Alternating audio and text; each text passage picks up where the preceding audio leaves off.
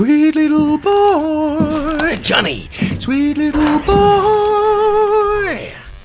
Well, hello, my name is Johnny. Ça va les petits gnous? Moi ça va pas mal. Ça va pas mal à part que j'ai vu un truc qui m'a fait grincer des dents. Donc je me suis dit que j'allais réactionner là-dessus. Parce que nous allons parler de cinéma, une fois n'est pas coutume. Avec donc Justine Triet qui trouve que Shining est insupportablement bête. Alors si vous ne savez pas qui est Justine Triet, bah c'est elle. Cousi. Alors je ne pense pas avoir vu 2 de ses films, mais en tout cas je sais que j'en ai vu un.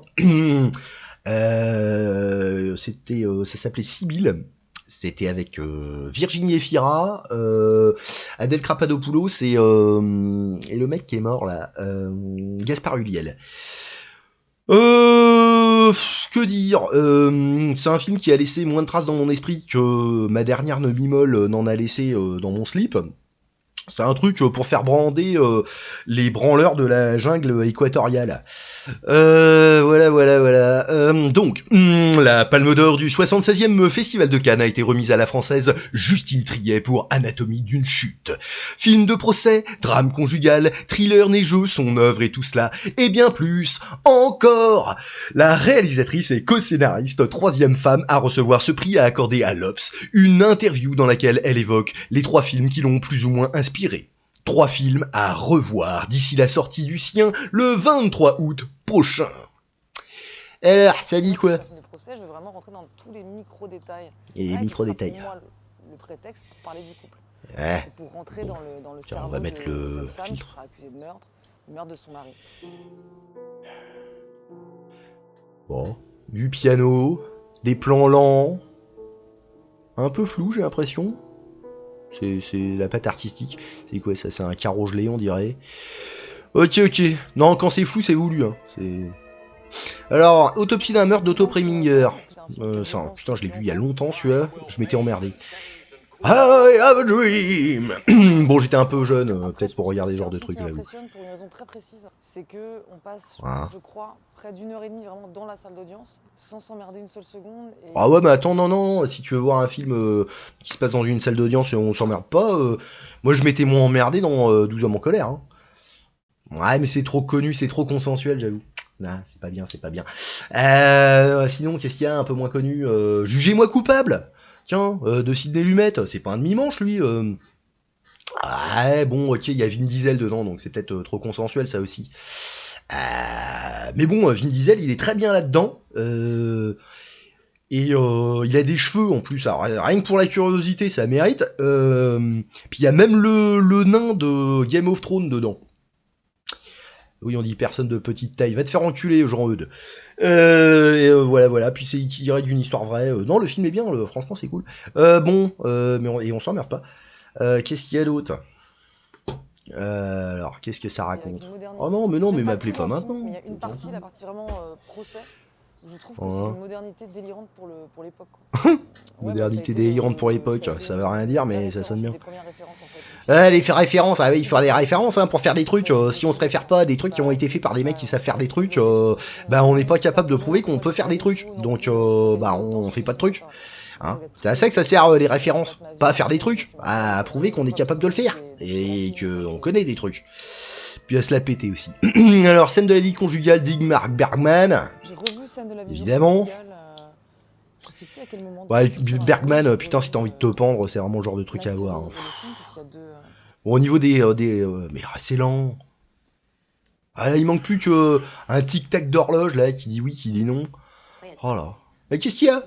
Bon, rien, ta gueule. C'était assez intéressant de voir oh ça, là là il y a plein de choses qui sont quand même encore très modernes, bon des choses très datées, mais des choses qui sont très très modernes, comme la femme est complètement écrasée au début. La femme écrasée, c'est moderne. Ouais. Au fur et à mesure du film. Les trucs qui se retournent.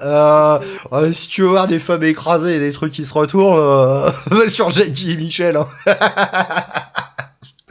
J'aime l'humour gras. Dans 20-30 ans, il n'y en aura plus.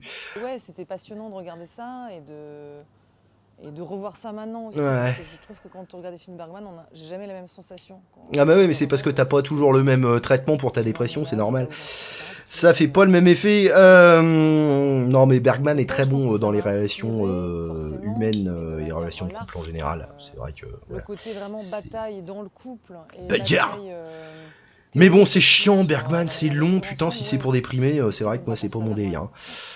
Ah, je préfère Tucker Heimdall fight le mal. Hein. Mais c'est vrai que ça a l'air d'être une meuf marrante, alors Tucker Heimdall fight le mal, c'est pas avec elle que tu te feras une petite soirée popcorn. Hein. Ça, c'est sûr. Mais je lui passerai bien Vibro Boy, juste histoire de rigoler, si elle l'a pas déjà vu. Juste voir sa réaction. Bon alors, Shining, qu'est-ce qu'elle en dit? Forcément C'est ça cette qui m'a référence en tête. taquiné au Après, moi, début. j'aime énormément le début de Shining. Ouais. Ouais, c'est quand il y a la voiture qui serpente, là, c'est chiant, c'est long, c'est peut-être ça, vu qu'elle a l'air très drôle comme meuf. Le tout début du film, que je trouve incroyable. Le moment Ouais. où Jack Nicholson arrive et où voilà, le type lui explique ce qui va se passer, etc. Je trouve ça magnifique. Et à partir du moment où ils sont seuls, je trouve ça un film insupportablement bête, quoi. Donc j'ai vraiment un problème avec le film, moi. Mais, donc... Coucou, chérie. Alors moi j'ai un problème avec la version française. Parce que le Here's Johnny est quand même bien plus culte que le Coucou chérie. Là, franchement, ouais. Bon. Le fond quand même de ce film, c'est que Jack Nicholson joue constamment le mec totalement terrorisant. Tu sais que ce type va buter tout le monde, donc si tu veux, mais alors c'est quoi le problème? Il n'y a pas d'enjeu en fait pour moi. Alors mais si, c'est comment il est en train de vriller le mec. Il y a vraiment une évolution vraiment du personnage. Non mais attends, oh ouais, déjà on compare ce qui est comparable, on ne compare pas un bouquin à un film. Et si tu veux comparer un truc, compare le film qui a été fait par... Ah merde, bah le gars qui a écrit le bouquin, qui est beaucoup plus proche du livre pour le coup, et qui est une véritable bouse. Comparons ce qui est comparable. Bon. Donc je trouve que voilà, c'est un classique surestimé, merci. Ah, là je suis d'accord, c'est vrai que c'est un classique surestimé. J'avoue, c'est le moins bon film de Kubrick. Bon, moi personnellement, je préfère Docteur Folamour. C'est parce que je suis un déviant, ça doit être à cause des fluides corporels. Non mais ma Juju, t'es gentil, mais quand on fait des trucs aussi chiants que les tiens, on n'emmerde pas Kubrick. Hein. On le laisse tranquille. Non mais oh, sans déconner. Bon, même si oui, Shining est le moins bon film de Kubrick. Hein, ça, bon, bref. Bref, bah que dire de plus à part...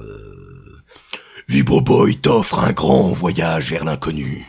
Mais d'abord, la jouissance ultime. Baisse ton calbut. Tu vas le baisser ton putain de calbut.